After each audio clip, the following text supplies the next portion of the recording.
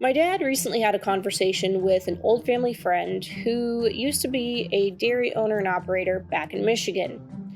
While he recently had to sell out, he's still involved in the industry in the state. And he had this to say about the condition of family farms in Michigan. In a historically dairy area, meaning owned and operated by families, individual families for decades, there's only one family farm left in his area. The rest bought and consolidated by a corporation. I'm Haley Edwards.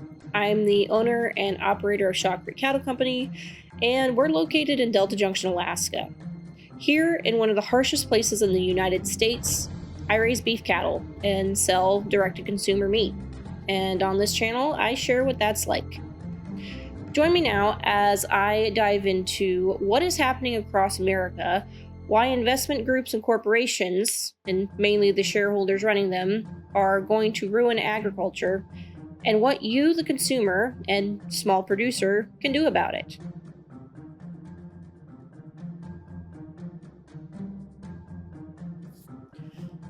The dairy industry suffers from many of the same problems that the rest of ag does.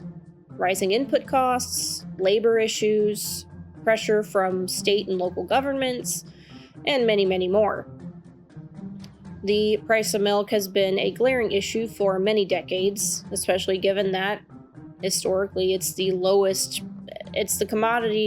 dairy commodity that often gets the lowest price. In fact, some report that the price hasn't changed in the last 40 years.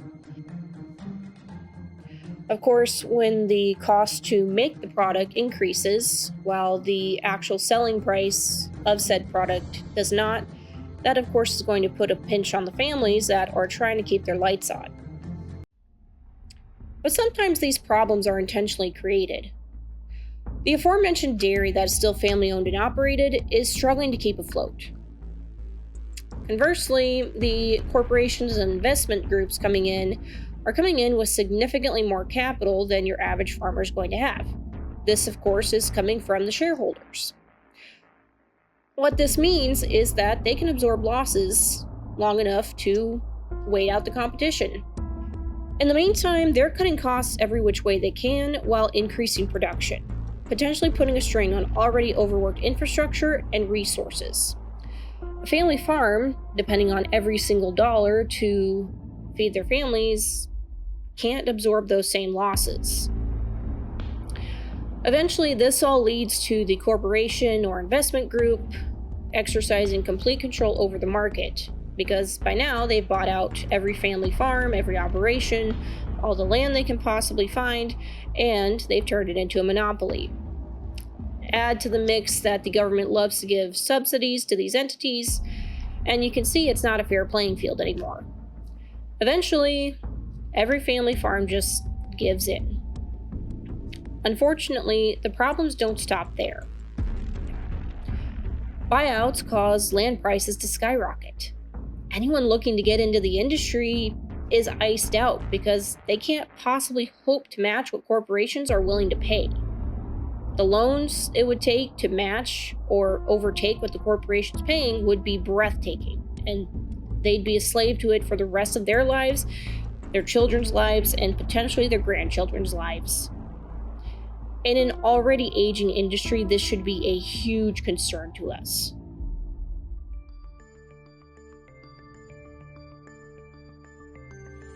Up to this point, you've heard me talk about how this all affects the producer. But how is the consumer affected? Is the consumer affected? These corporations and investment groups will often undercut their competitor, hoping to wait them out long enough to wipe them out. The consumer, in the meantime, benefits from lower commodity prices, meaning milk, cheese, yogurt, etc. Sounds great, right? It is, at least until the corporation has successfully bought out every farm in the area, maybe even state, and now have established a monopoly. Now comes the pinch. With a monopoly successfully established, because by now every single dairy in the area or possibly even state has been bought out, These investment groups and corporations can set any price they please. Which means you, the consumer, are now going to pay a higher price for a lower quality product. They don't have to make a better product because there's no one to compete against. But what are you going to do about it? You don't have a choice now. At least, not from conventional methods.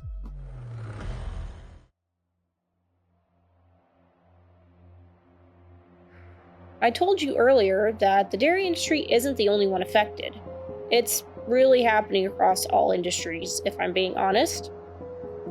Tyson Foods, for instance, which is one of the big four meatpackers in the United States, recently settled a class action lawsuit for $82.5 million over price fixing allegations.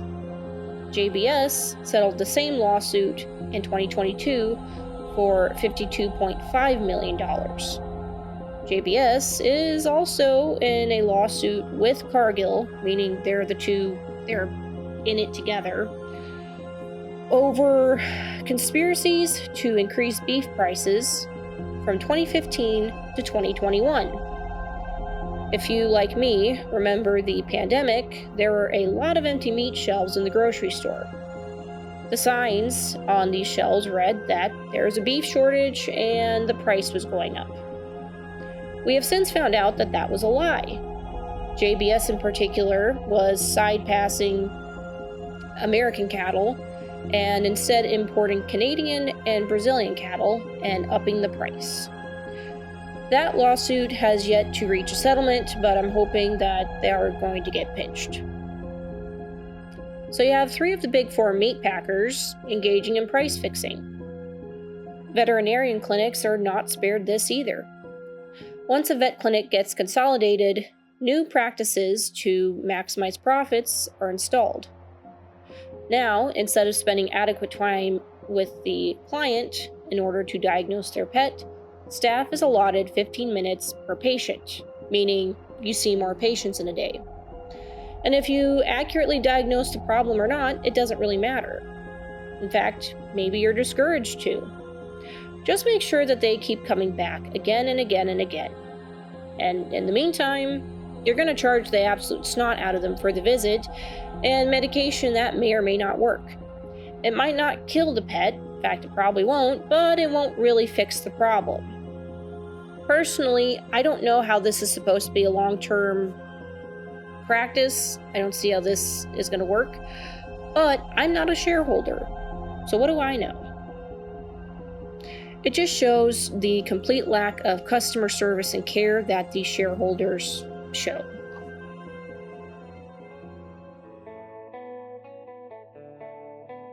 With private family farms engaging on the free market as it's supposed to, consumers are given a choice.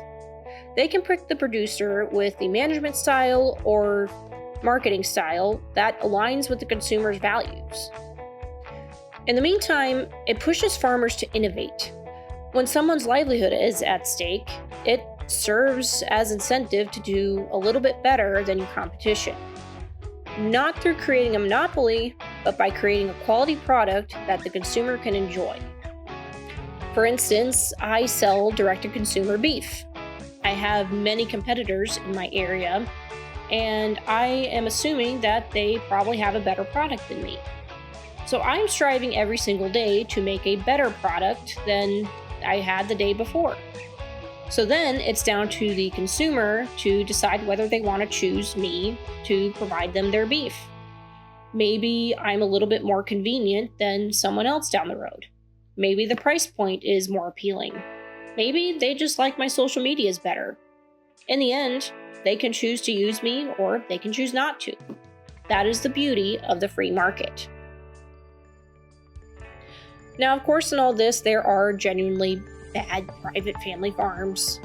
And what happens with those, or what should happen with those, is that the consumer essentially votes them out with their dollar.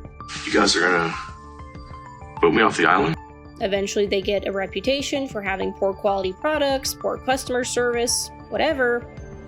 and the consumers just collectively agree that they don't need to be in business anymore, so they take their business elsewhere.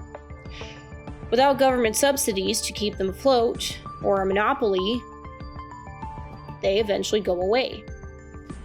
In a monopoly, that can't happen. If the company is putting out a bad product, you're stuck with it. Sucks to be you.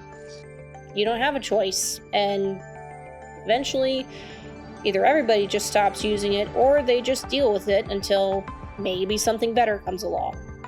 Now, of course, monopolies are not exclusive to corporations or big investment groups.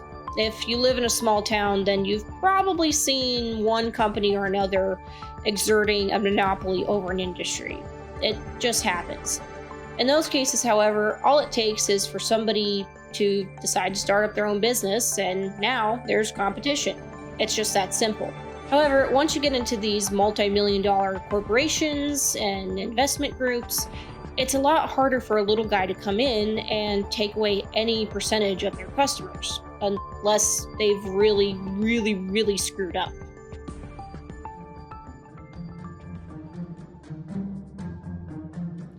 I think I've already mentioned a couple times now shareholders. Corporations and investment groups have to answer to these people because that's where they're getting their money from.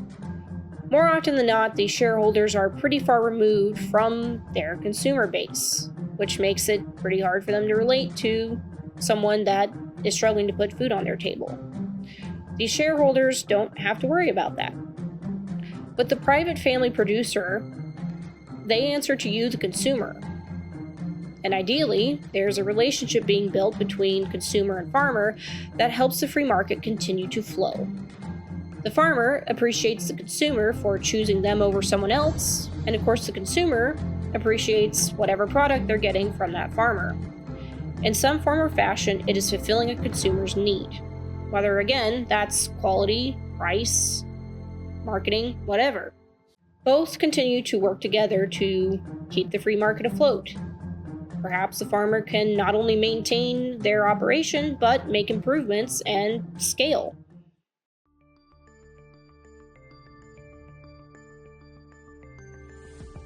Now, if you've continued to watch to this part, I commend you. You might be wondering now, well, where does Alaska fit in all this? I think overall, Alaskan producers have a lot of unrealized power. We aren't affected by the market changes like the lower 48 meat and dairy is.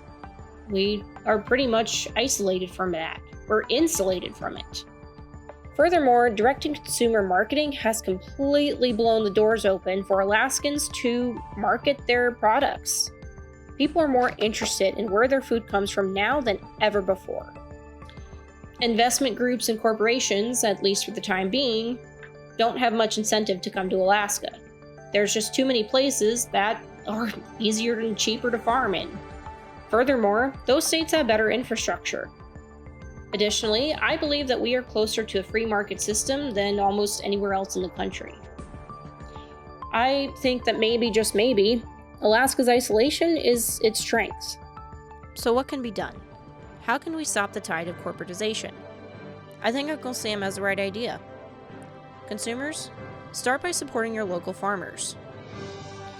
Whether that's by making purchases, engaging with them online, or sharing their pages, it all makes a difference. Doing this allows you to continue to have the freedom of choice, being able to choose quality, price, and what value it brings to your life. It tells the producers that they're still needed, that there is absolutely still a need for local agriculture. Secondly, try to engage with where your food comes from. I know that sounds a lot like the first point, but this goes a little bit deeper. Ask to visit some of these places. Take the time to go see. Ask them questions on how they are raising your food. You will be able to make more informed choices if you do. For producers, it's high time to treat your operation like it's a business. For far too long, agriculture has been relegated to the position of a lifestyle choice, instead of being a core pillar in civilization. No farms, no foods. I believe that this is a huge reason why family farms are dying off and why a lot of kids are not returning to the farm. Stress over bills not being able to be paid, feed not being able to be fed, kind of cancels out any emotional satisfaction that is supposed to be the only reward farmers get. Secondly, for the producer, try to engage with your consumers. Give them a peek behind the curtain. Share with them how you do things and why it matters. What this does is it builds trust between you and the consumer that can weather any storm, that can survive a corporation coming in and attempting to consolidate everything. Because at that point, your consumers will choose you every single time over a soulless corporation. Overall, I think there's hope, especially if every one of us can do our part to make sure that private family farms can continue to thrive. I want to know what you guys think. Do you think that all hope is lost? Do you think that eventually incentives for investment groups to be involved in agriculture will fade? Or do you think that we're on a downhill slide to disaster? Let me know in the comments. And while you're at it, tell me who your favorite local producer is. Whether that's me, whether that's someone else, I want to know who it is, and I want to help shout them out. You guys have a great rest of your day. Go eat a hamburger, and God bless.